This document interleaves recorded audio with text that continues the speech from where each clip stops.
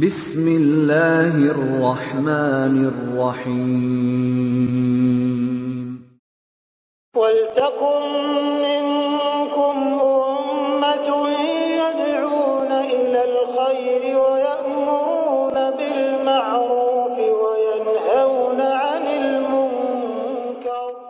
Assalamualaikum warahmatullahi wabarakatuh. Ayuhal ikhwah wal akhwati fillah rahimani wa rahimakumullah.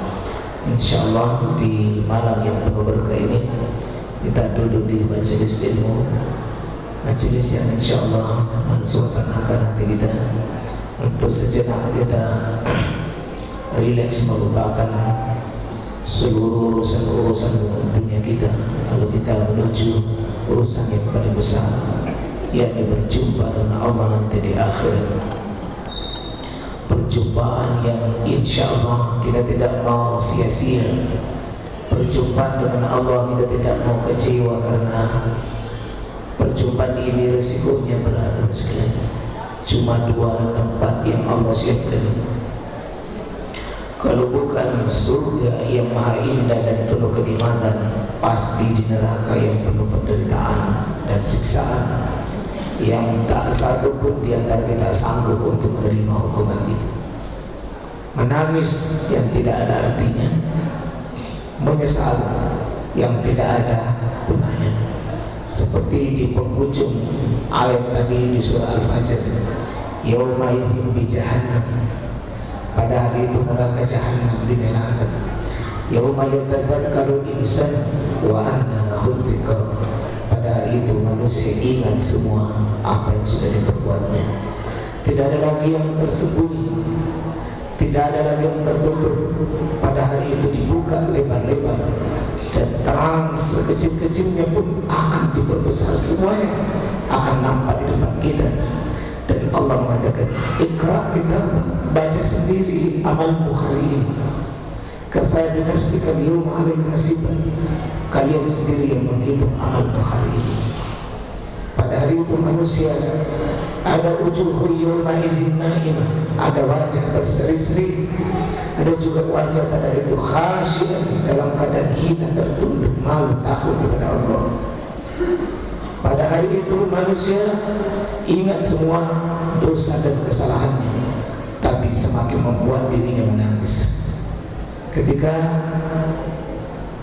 neraka dinyalakan dan surga pun didekatkan, semua orang akan terbagi dua pada hari itu. Lalu Allah berteriak pada manusia-manusia, terutama penghuni neraka, ayyuhal mujrimun, wahai kaum-kaum yang suka berdosa dan bermaksiat. Dipanggil dengan panggilan mujrim, orang-orang yang suka melampaui batas. Disitulah hari menangis menyesal. Yawma la yugadiru sagiratan wala kabiratan illa ahsaha. Amalan terkecil akan dibeberkan di depan kita, sekecil-kecilnya. La yugadiru sagiratan, tidak ada yang tercecer, tidak ada yang tertinggal, apalagi kabiratan, semua yang kecil apalagi yang besar.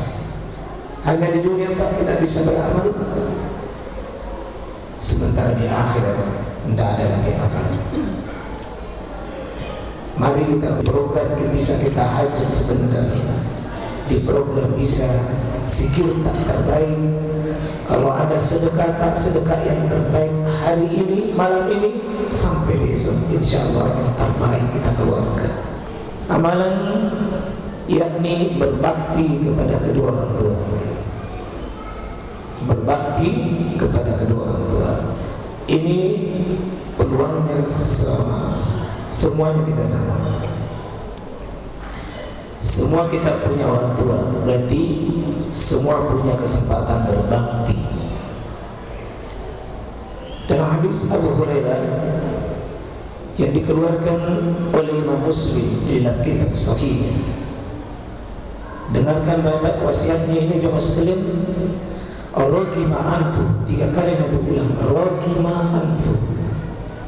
Rogim itu artinya debu, anfu artinya hidup.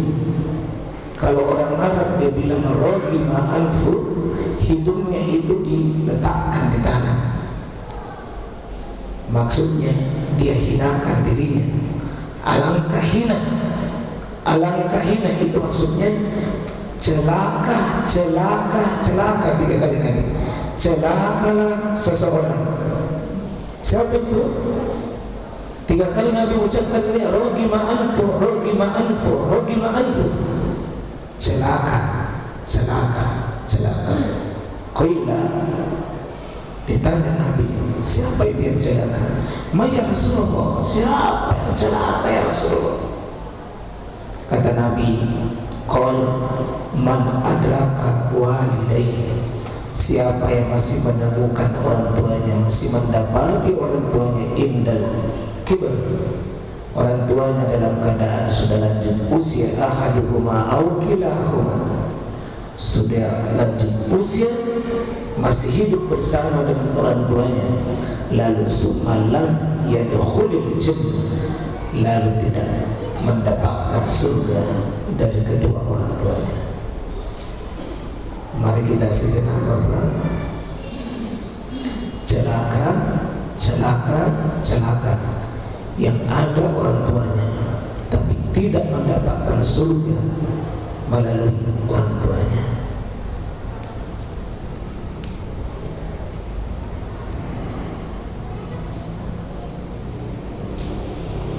Sejenak kita beri ruang sedikit, minimal membayangkan dan mengingat jasa-jasa manusia termulia itu yang menyebabkan kita lahir di dunia, yang menyebabkan kita bisa seperti ini adalah jasa-jasa kedua orang tua kita. Sejelek-jeleknya dia orang tua kita, sehina-hinanya tetap dia adalah darah dagingnya kita. Kata Nabi sallallahu alaihi wasallam, hadis Abu Darda, al-walidu awsatu abwabil jannah, orang tua kata Nabi adalah surga paling tengah atau surga paling dekat seseorang. Kalau laki-laki sebelum menikah, sesudah menikah, tetap surga paling dekatnya adalah orang tuanya. Sedangkan perempuan sebelum menikah, surga paling dekatnya adalah orang tuanya. Sesudah menikah, surga paling dekatnya pindah kepada suaminya. Kata Nabi, surga paling dekat seseorang itu adalah orang tuanya. Fa in syi'ta fa adi' dzalik al-bab. Kalau dia mau sia-siakan surga itu yang paling dekat dengan dia, silakan sia-siakan. Au hafizhu, kalau dia mau pelihara baik-baik surganya itu, maka silakan dipelihara. Kenapa Nabi mengatakan rogima anfu? Kenapa paling celaka? Karena ini surga paling tengah, paling dekat. Dan kalau surga ini tidak bisa didapat oleh orang tua, lalu surga mana yang bisa didapat? Kalau surga paling dekat juga tidak didapat. Sampai Nabi sallallahu alaihi wasallam dalam hadis Muawiyah bin Jahim, ada seseorang datang pada Nabi sallallahu alaihi wasallam. Dia datang pada Nabi sallallahu alaihi wasallam mengatakan, "Ya Rasulullah, wahai Rasulullah,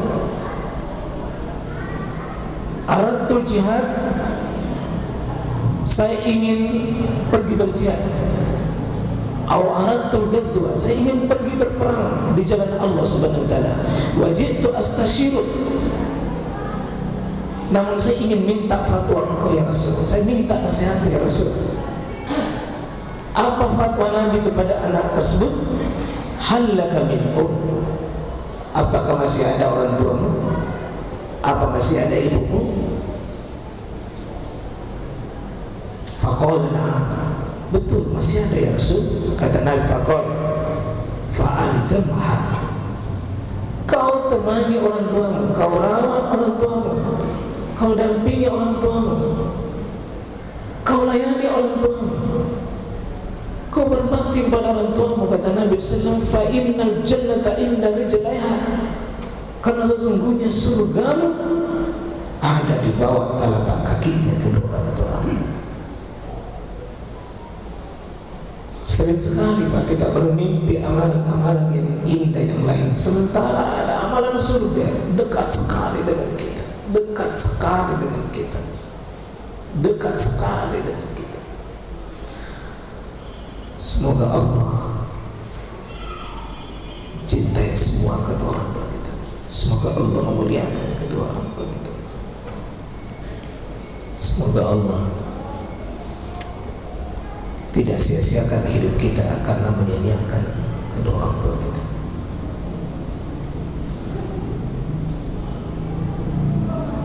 Ridha Rabbi fi ridal walidain, fi ridal walid. Ridhonya Allah dalam hidupnya seseorang ketika ridha orang tua kepada anaknya. Wasahatu Rabbi, dan murkanya Allah atau Rabb kita adalah murkanya orang tua. Fi sakhatil walid adalah murkanya orang tua kepada anak.